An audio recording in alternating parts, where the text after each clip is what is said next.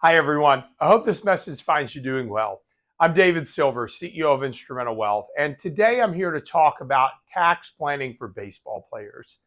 We're approaching spring training. In fact, as of the date that I'm recording this video, pitchers and catchers have just reported for spring training, and position players are next.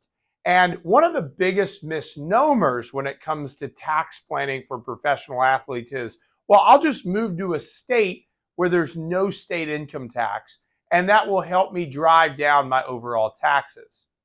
Unfortunately, to be the bearer of bad news, that's not necessarily the case. In fact, it isn't where you live per se that it controls your state income tax liability. It's where you actually earn your game checks. So if you live in Texas during the off season, but you play for, let's say, the Baltimore Orioles, unfortunately, those 81 games that you play in Maryland, you'll have to file a Maryland state income tax return.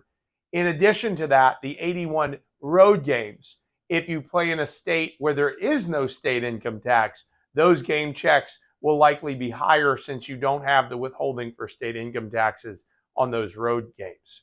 So unfortunately, there's not much that can be done to limit your state income taxes based upon where your residence is, because those game checks are, you have to pay taxes in the states that which you earn the income.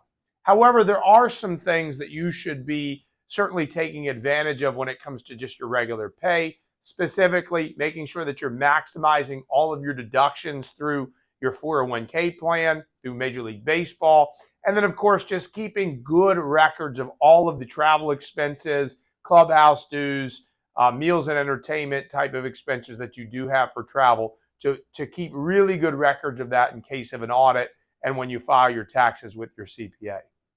There are some opportunities, though, that you should be aware of if you're receiving any sort of endorsement type of income or contracts through your professional baseball career.